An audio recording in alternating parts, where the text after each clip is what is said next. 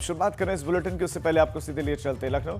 Team 9 की बैठक के बाद मुख्यमंत्री कुछ कह रहे हैं। अप्रैल के बाद से 72,000 निगरानी समितियों को गांव-गांव और मोहल्ले-मोहल्ले में भेज करके उनसे कहा गया कि भाई देखिए, आपका काम है कि घर घर आप सर्वे करिए और दवा किसी भी लक्षण युक्त व्यक्ति को, क्योंकि ये लक्षण कोरोना के भी हो सकते हैं और ये लक्षण सामान्य वायरल फीवर के भी हो सकते हैं। हम सब जान रहे हैं ये सीजन, इस समय टेम्परेचर 45-46 होना चाहिए था, लेकिन टेम्परेचर 30-35 के बीच में है। जब भी मौसम में इस प्रकार का बदलाव होगा, ये वायरल इन्फेक्शन के लिए अनुकूल अवसर होता है। और मैं इस बात से पिछले 25 वर्षों से निरंतर कार्य कर रहा हूं, तो मैंने इस चीज पर अनुभव किया कि हमें वास्तव में मेडिसिन किट अर्ली भेजनी पड़ेंगी। जितना अर्ली एंड एग्रेसिव हमारा कैंपेन होगा, हम उतनी जल्दी अधिक से अधिक लोगों की जान को बचा पाएंगे। और उसका परिणाम रहा कि हमने पहले चरण में निगरानी समितियों के माध्यम से दवा पैकेट घर घर भेजना प्रारंभ किया। अगले 24 घंटे के अंदर उनका एंटीजन टेस्ट करवाना, और एंटीजन टेस्ट के बाद जिनके पास होम आइसोलेशन की सुविधा थी उन्हें होम आइसोलेशन में, जिनके पास नहीं थी उन्हें क्वारंटीन सेंटर में या फिर किसी हॉस्पिटल में एडमिट करवाने की व्यवस्था की। ये सभी कार्यक्रम एक साथ चले। आज उसका परिणाम है कि सेकेंड वेव पर हम लोग लगभग नियंत्रण करने में पूरी तरह सफल हैं, और उत्तर प्रदेश के अंदर आज के दिन पर एक्टिव केस काफी कम हो चुके हैं। और इसीलिए हम लोगों ने प्रदेश के अंदर 51 जनपदों में आज से कोरोना कर्फ्यू में सुबह 7 बजे से लेकर सायंकाल 7 बजे तक की पूरी छूट दी है। यही नहीं, 3 नए जनपद और हैं जिनको आज फिर हम छूट देने जा रहे हैं। जहां भी 600 से कम एक्टिव केस हैं, उन जनपदों को हम लोगों ने कोरोना कर्फ्यू में छूट देने की कार्रवाई प्रारंभ की। उसमें सफलतापूर्वक ये कार्यक्रम आगे बढ़ रहा है। सेकेंड वेव में कुछ और चीजें देखने को मिली, पोस्ट कोविड कॉम्प्लिकेशंस का। फर्स्ट वेव में इस प्रकार की स्थिति नहीं थी, लेकिन सेकेंड वेव में हम लोगों ने इस बात को अनुभव किया। और इसलिए यहां पे 14 प्रदेश के भी और बाहर के भी ऐसे इस फील्ड के जो विशेषज्ञ थे, उन सब को लेकर के हम लोगों ने एडवाइजरी ग्रुप बनाई, जो प्रतिदिन राज्य सरकार को कुछ न कुछ सुझाव देती है। जैसे पोस्ट कोविड का, देश में तमाम क्षेत्रों में इससे मौतें हुई। अगर हम पर मिलियन डेथ की बात करें तो उत्तर प्रदेश दुनिया में भी और देश में भी सबसे कम मौत वाला राज्य है। हमारे यहां पर मिलियन 47 मौत है, जबकि दिल्ली में, महाराष्ट्र में या देश के अन्य राज्यों में आप देखेंगे ये कई ज्यादा, सैकड़ों में है। कहीं 400 है, कहीं 700 है, कहीं 800 है। अगर आप यूएस में देखेंगे तो पर मिलियन वहां पे 1800 है। यूरोप में देखेंगे 2100 है। क्योंकि जितनी जल्दी हम पेशेंट को कंटेन कर लें, उसकी दवा प्रारंभ कर लें, उसका उतना प्रभाव वहां पर देखने को मिलेगा। और ये चीजें हम लोगों ने इसमें देखी। दूसरा, हमारा जो एडवाइजरी ग्रुप था वो प्रतिदिन हमारे साथ बैठता था। प्रतिदिन एक एक जनपद का मैं सुबह टीम 9 के साथ बैठता हूं। इसके बाद एक एक जनपद का सर्वे करके वहां के जिला प्रशासन से भी पूछता हूं। टीम भी अपना काम करती है, मैं पैरेलल अपना काम करता हूं। सीएम हेल्पलाइन अलग से एक एक पेशेंट के बारे में जानकारी लेती है, वह हॉस्पिटल में हो, होम आइसोलेशन में हो, जिसके अंदर ICCC अपने स्तर पर उनकी हर जगह हम क्रॉस वेरिफिकेशन उसका करवाते थे, तो सही तथ्य सबके सामने आ जाए। यह कार्रवाई हमारी निरंतर चली। आज उसका परिणाम है उत्तर प्रदेश एक सेफ स्थिति में सेकेंड वेव की दृष्टि है। पोस्ट कोविड वार्ड भी हम लोगों ने हर जनपद में स्थापित किए कि किसी भी पेशेंट को अगर कोविड पॉजिटिव के बाद नेगेटिव रिपोर्ट आ गई है और उसे घर भेजना है, अच्छा होगा। घर में स्थिति नहीं तो हम उसको पोस्ट कोविड वार्ड में एडमिट करके उसकी दवा की, उसके भोजन की व्यवस्था करेंगे। इस दौरान कोरोना कर्फ्यू में भी हम लोगों ने देखा रेस्टोरेंट बंद हैं, होटल बंद हैं, तो मरीज के परिजनों के लिए कम्युनिटी किचन चलाए गए। कम्युनिटी किचन के माध्यम से उन लोगों को भी भोजन मिल जाए, कोई भूखों न सोए। राज्य सरकार इस स्तर पर लगातार भारत सरकार के साथ मिलकर के निरंतर प्रयास करती रही। उसके परिणाम के सामने है। अभी भी कुछ चीजें हैं, मुझे लगता है कि यह ई बुक कितनी महत्वपूर्ण, इसके महत्व को हम इस बात से लगा सकते हैं। मैंने पिछले 25 दिनों के अंदर प्रदेश के 40 जनपदों का भ्रमण किया, और इन 40 जनपदों के भ्रमण के दौरान मैंने कुछ चीजें महसूस की। खासतौर पर कि बहुत सारे गांवों में लोग टेस्ट से भाग रहे थे। हम लोगों ने वहां संवाद किया, बातचीत की, वरिष्ठ अधिकारियों को भेजा, मंत्रियों को भेजा कि लोगों को समझाइए टेस्ट से ना भागें, ये टेस्ट उनका बचाव करेगा। बहुत सारी जगह लोग वैक्सीन से भाग रहे थे, इतनी भ्रामक प्रचार वैक्सीन के लिए किया गया, लोग भाग रहे थे। बाराबंकी में एक गांव में जब वैक्सीन देने के लिए टीम गई कॉमन सर्विस सेंटर के माध्यम से, तो गांव के लोगों ने, कुछ लोगों ने नदी में कूद गए। बाद में सीनियर अधिकारी वहां गए, लोगों को समझाया गया, अंततः उस दिन 100 वैक्सीन भी ली। ये लगातार प्रयास हर एक स्तर पर प्रारंभ हो रहे हैं और टेस्ट करवाने से कोई भागे ना, वैक्सीन लेने से कोई भागे ना। हमें बचाव के उन सर्वोत्तम उपायों को करना होगा। पहले वेब से ही कहा जा रहा है कि 5 प्रकार की जो कैटेगरी पहले से तय की गई, जो हाई रिस्क कैटेगरी है, 60 साल से ऊपर के लोग, 10 वर्ष से छोटी उम्र के बच्चे, गर्भवती महिलाएं, कमजोर इम्यूनिटी के लोग और एक या एक से अधिक बीमारी से ग्रसित कोई भी व्यक्ति वो बाहर न निकलें, घर के अंदर भी मास्क धारण करके रखें।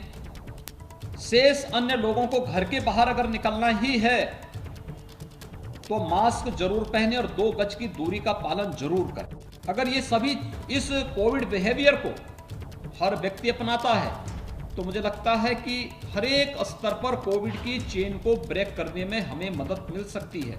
और कोरोना के खिलाफ जो देश की लड़ाई है, यह किसी व्यक्ति, किसी जाति, किसी समुदाय को बचाने की नहीं, ये मानवता को बचाने की लड़ाई है। और मानवता को बचाने की इस लड़ाई में हर एक व्यक्ति को, हर एक संस्था को, हर एक संगठन को, हर एक समुदाय को मिलजुल करके आगे बढ़ करके अपना योगदान देना चाहिए।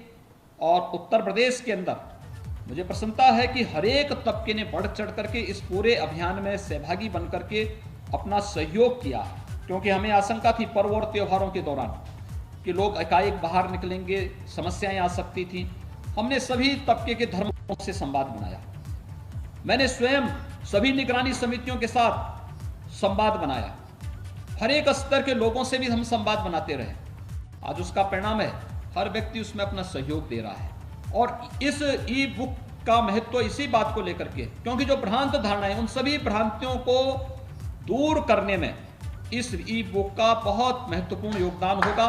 और इसके लिए मैं अपने राज्य के कार्यवाहक मुख्य न्यायाधीश और उत्तर प्रदेश राज्य विधिक सेवा प्राधिकरण के मुख्य कार्यपालक अधिकारी के रूप में माननीय न्यायमूर्ति श्री संजय यादव जी का और उत्तर प्रदेश राज्य विधिक सेवा प्राधिकरण के सदस्य सचिव और उन सभी पदाधिकारियों का हृदय से अभिनंदन करूंगा जिन्होंने ये तथ्यात्मक जानकारी, क्योंकि मैंने देखा है वास्तव में इतना सटीक और वैज्ञानिक जानकारी इसके साथ दी गई है, ये ई बुक हर एक व्यक्ति के लिए उपयोगी साबित होगी।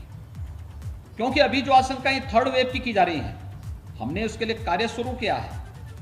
स्वच्छता, सैनिटाइजेशन, फॉगिंग की कार्रवाई, पीडियाट्रिक आईसीयू के निर्माण की कार्रवाई, बूथ, इस अभिभावक स्पेशल बूथ बना करके 12 वर्ष से छोटी उम्र के प्रत्येक अभिभावक को अगले 3-4 महीनों के दौरान हम उन्हें वैक्सीनेट कर सकें और पूरी तरह वैक्सीन देकर के सुरक्षा कवच उपलब्ध करा सकें। ये तो प्रयास किया जा रहा है, लेकिन ये ई बुक अपने पब्लिक पोर्टल के माध्यम से हर एक व्यक्ति के लिए उपलब्ध रहेगी। तो बच्चे जैसे ऑनलाइन शिक्षा इस समय ले रहे हैं, की आशंकाओं के बीच तैयारियां लगातार चल रही हैं। मुख्यमंत्री योगी आदित्यनाथ को आपने सुना, टीम 9 की वो बैठक ले रहे हैं और वीडियो कॉन्फ्रेंसिंग के जरिए बैठक चल रही है, जिसमें कोविड काल के दरमियान क्या क्या उन्होंने 2nd वेव में किया है उसकी जानकारी उन्होंने दी है। आने वाले वक्त के लिए क्या क्या तैयारियां की जा रही हैं ये भी बताया और कैसे भ्रम वैक्सीन को लेकर फैलाया, इस पर उन्होंने निशाना साधा। आगे बढ़ते हैं और उत्तराखंड की खबरों का रुख करते हैं। और बड़ी खबर सबसे पहले, ऋषिकेश बद्रीनाथ हाईवे नरकोटा में बंद है और बीते 36 घंटों से ये हाईवे बंद है। बीते 36 घंटों से ये मार्ग खुल नहीं पाया है। ऋषिकेश बद्रीनाथ मार्ग बंद है। रोहित डिमरी हमारे संवाददाता हमारे साथ जुड़ गए। रोहित, मार्ग बंद है बीते 36 घंटों से, क्या वजह है कि खुल नहीं पा रहा है? जैसे कि जो ऋषिकेश बद्रीनाथ हाईवे है वो हर जनपद 7 किलोमीटर आगे नरकोटा खांगड़ा के बीच में बंद पड़ा हुआ है। कह सकते हैं यहाँ पर ऊपरी पहाड़ी से भारी मात्रा में रविवार जो देर रात के समय काफी मात्रा में भारी मलबा और बोल्डर आ गए थे, जिस कारण जो राजमार्ग है 80 से 100 मीटर के बीच धंस चुका है। यहाँ पर राजमार्ग कहीं दिखाई नहीं दे रहा है। तो ऐसे में जो मलबा पड़ा है उसको साफ करने में जो मशीनें हैं वो लगी हुई हैं। कह सकते हैं कि 36 घंटे का समय यहाँ पर बीत गया है, पर लेकिन अभी भी जो NH विभाग है वो राजमार्ग को खोल नहीं पाया है। दोनों जगहों से राजमार्ग के जो बड़े वाहन है, जो जिनको निकलना होता है आवश्यक वस्तुओं की आपूर्ति के लिए, जो लोग वाहन आते हैं वह फंसे पड़े हैं 2 दिनों से। चमोली और जनपद में आवश्यक वस्तुओं की आपूर्ति भी नहीं हो पा रही है। तो सबसे बड़ी बात यह है कि जो NH विभाग का रवैया है, अधिकार प्रणाली हो यहाँ सवाल घेरे में, चूंकि इस सवाल बिल्कुल रोहित, आप बिल्कुल वाजिब पॉइंट कह रहे हैं, सवाल तो उठेंगे। बहुत शुक्रिया आपका जानकारी के लिए। 36 घंटा हो गया, आप एक मार्ग नहीं खोल पा रहे हैं। सवाल यह कि अगर कोई बड़े आपदा हो जाती है दूसरी तरफ, तो ऐसे में आप कैसे पहुंचेंगे उन तक? आप एक मार्ग नहीं खोल पा रहे हैं। आगे बढ़ते पिथौरागढ़ का रुख करते हैं। पिथौरागढ़ के मनीष कसनियाल ने माउंट एवरेस्ट पर फतेह हासिल की है। फतेह क्या है? Mount Everest. सुबह 5 बजे माउंट एवरेस्ट की चोटी पर वो चढ़े। उन्होंने फतेह किया माउंट एवरेस्ट की चोटी को और वहां पर तिरंगा लहराया। माउंट एवरेस्ट की चोटी पर फहराया झंडा। और कासनी गांव के रहने वाले हैं मनीष कसनियाल। IMF के बैनर तले ये अभियान शुरू हुआ था और उन्होंने फतेह हासिल की है। उत्तराखंड में 8 जून तक कोविड कर्फ्यू को बढ़ा दिया गया है, जिसके चलते आज और 5 जून को राशन और जनरल स्टोर्स को खोलने की इजाजत दे दी गई है। इसके अलावा किताबों की दुकानों को भी खोला गया है। स्टेशनरी शॉप खुली है। कर्फ्यू के दौरान ऑनलाइन पढ़ाई कर रहे बच्चों के लिए ये राहत की खबर है। राज्य सरकार की ओर से कोविड कर्फ्यू में आज ढील देते हुए स्टेशनरी की दुकानों को खोल दिया गया है। लोगों को राहत तो मिली है, जो इतने टाइम से लोग बाग को परेशान घूम रहे थे, थोड़ा बहुत तो उनको राहत मिली है। कस्टमर आ रहा है, मगर वो बात नहीं है कि जो एकदम से बहुत भीड़ हो, वो चीज़ नहीं है। कोविड कर्फ्यू में मिली छूट पर आपको दिखाते हैं हमारे संवाददाता विनोद कुमार की ये रिपोर्ट। उत्तराखंड में कोविड के मामलों में थोड़ी गिरावट आने के बाद में अब राज्य सरकार ने लोगों को थोड़ी राहत दी है।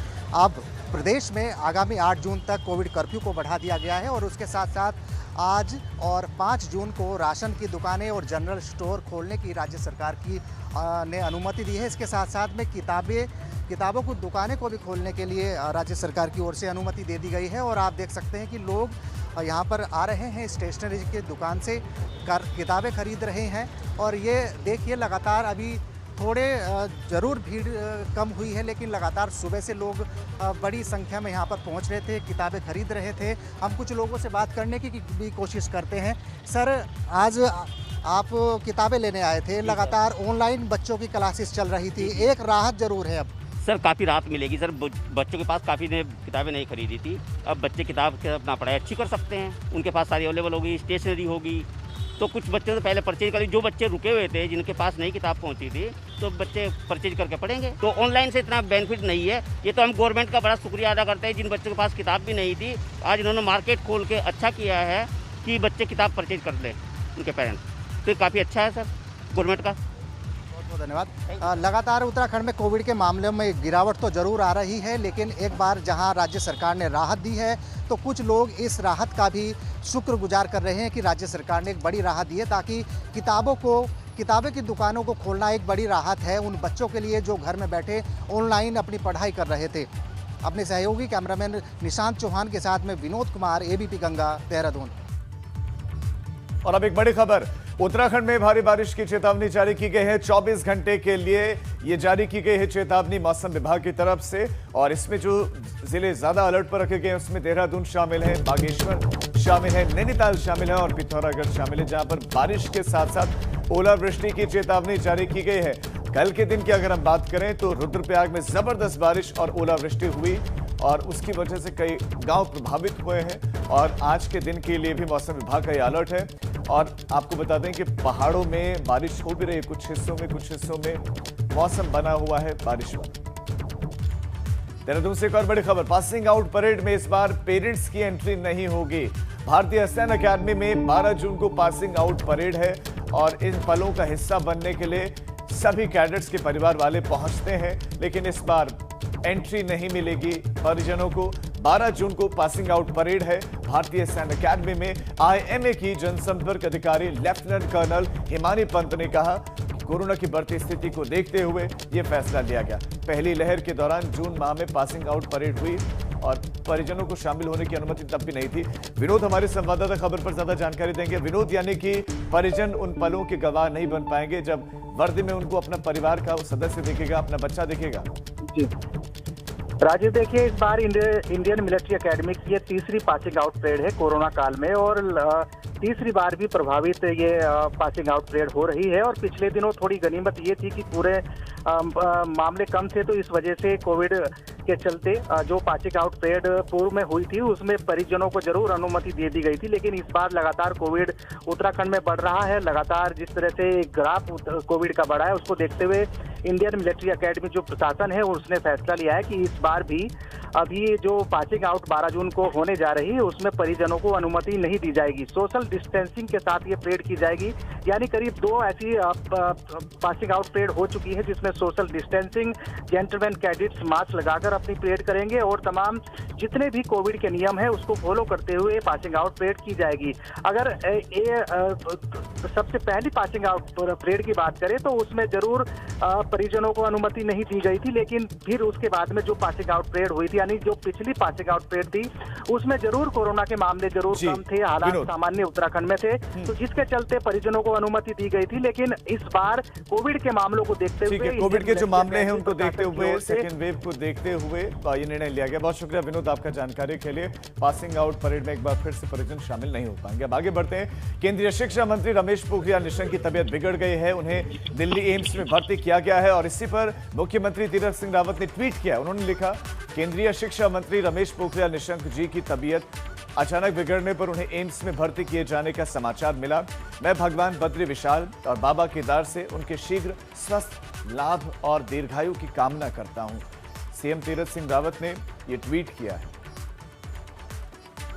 जब कोरोना के हालातों पर प्रदेश सरकार काफी हद तक लगाम लगाने में अब तो हालांकि कामयाब हो चुकी है, तब प्रदेश में राजनीतिक जमीन तलाश कर रहे आम आदमी पार्टी ने कोरोना के खिलाफ जंग लड़ने का ऐलान किया है। प्रदेश प्रभारी दिनेश मोहनिया ने गांव-गांव जाकर लोगों को ऑक्सीजन लेवल चेक करने के अभियान का ऐलान किया। कोरोना की जो थर्ड वेव है उसकी तैयारियां होनी चाहिए और साथ ही साथ इसका जो ज्यादा इम्पैक्ट हो गाँव की तरफ होना है। इसलिए हमारा जो आम आदमी पार्टी है वो उत्तराखंड के प्रत्येक गाँव में ऑक्सीजन जांच केंद्र खोल रही है और इस जांच केंद्र में ऑक्सीमीटर, थर्मल स्कैनर, साथ बाकी इक्विपमेंट्स भी रहेंगे। हमारे कार्यकर्ता घर घर जाके लोगों के पल्स रेट भी जांचेंगे, उनका शुगर लेवल भी जांचेंगे, साथ ही साथ उनका टेम्परेचर भी लेंगे। और उत्तराखंड में ब्लैक फंगस के 23 नए मामले सामने आए और ब्लैक फंगस की वजह से 2 और मरीजों की मौत हो गई है। प्रदेश की बात करें तो ब्लैक फंगस के मरीजों की संख्या 221 पहुंच गई है। ब्लैक फंगस की वजह से अब तक 17 मरीजों की मौत हुई है। तो ब्लैक फंगस का उत्तराखंड का आंकड़ा है, 23 नए मामले सामने आए हैं। ब्लैक फंगस की वजह से 2 और मरीजों की मौत हुई है। प्रदेश में ब्लैक फंगस के कुल 221 मामले।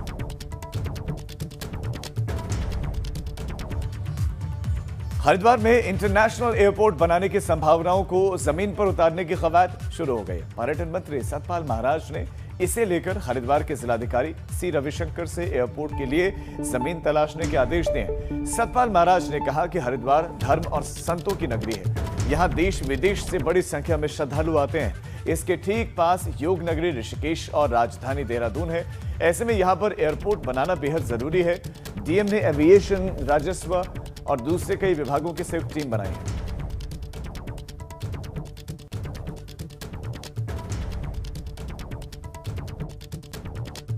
और हरिद्वार के लिए एक इंटरनेशनल एयरपोर्ट के बारे में चर्चा हमारी थी, उसके लिए कमेटी बनाई गई है और कमेटी जो है उसकी पॉसिबिलिटीज़ को और ज़मीन की जो उसके अंदर 5 किलोमीटर लंबी और आधा किलोमीटर चौड़ी स्ट्रिप के लिए जो है उसके लिए ज़मीन की खोज कर रहे हैं। और इससे जो है सीधे वैंकूवर से, लॉस एंजलिस से, न्यूयॉर्क से, लंदन से सीधे यात्री उड़ करके और यहाँ पहुँच पाएंगे और इससे बहुत ज़्यादा हमारे 2030 के अंदर हमारे उत्तराखंड को बहुत लाभ मिलेगा। पौड़ी के बैंगवाड़ी गांव में बादल फटने से काफी नुकसान हुआ है। जिला प्रशासन की टीम अब नुकसान का आकलन करने में जुट गई है। खुद जिलाधिकारी पौड़ी ने भी आपदा प्रभावित क्षेत्र का मुआयना किया और बादल फटने के कारण आई आपदा से हुई क्षति की जानकारी ली। आपदा की वजह से इस क्षेत्र में पेयजल लाइन भी क्षतिग्रस्त हो गई है, जिससे ग्रामीणों को इन दिनों जल स्रोतों से पेयजल की आपूर्ति करनी पड़ रही है। हमारा गौशाला को नुकसान हुआ था, उसका नुकसान का भी आज जायजा लिया है। साथ में जो ग्राम पंचायत जो सड़कें जो पैदल यातायात मार्ग था वो भी क्षतिग्रस्त हुआ है और कुछ पेयजल योजनाएं भी क्षतिग्रस्त हुई हैं। जल संस्थान के अधिकारी भी आज यहाँ पे उपस्थित हैं, साथ में BDO साहब हैं और SDM साहब हैं। सभी को निर्देशित कर दिया गया है तत्काल जो भी मलबा जमा हो गया उसको हटाने की कार्रवाई किया जाएगा DCP के माध्यम से। साथ में जहाँ पे मार्ग क्षतिग्रस्त हुआ है उसका आकलन बनाते हुए तत्काल निर्माण कार्य प्रारंभ कर दिया जाएगा।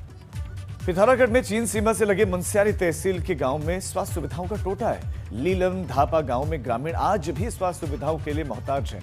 हालांकि सरकार ने स्वास्थ्य सुविधाओं के नाम पर एक होम्योपैथिक अस्पताल का भवन बोई में बना दिया, मगर गंभीर बीमारियों के इलाज के लिए लोगों को आज भी मुनस्यारी से कई किलोमीटर दूर जाना पड़ता है। हमारे गांव में कुछ भी सुविधा नहीं है, ठीक है। जब ये 2 साल से सन 18-19 से यहाँ रोड चला तब से हमें थोड़ा बहुत राहत है, ठीक है।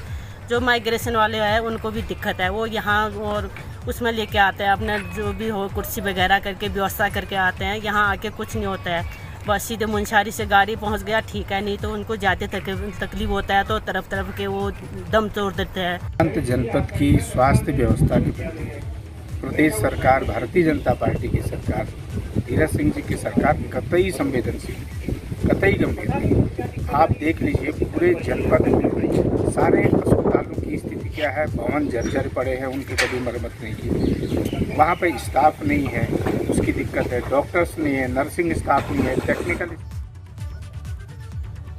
कोरोना संक्रमण के चलते रुड़की सिविल अस्पताल में पिछले 1 महीने से बंद पड़ी OPD आपको बता दें कि मरीजों के लिए खोल दी गई है। सामान्य मरीजों के लिए OPD आज से खोल दी गई है। हालांकि आज पहले दिन OPD खुलने पर कम ही संख्या में मरीज अस्पताल में पहुंचे। और इसी खबर के साथ इस बुलेटिन में फिलहाल इतना ही।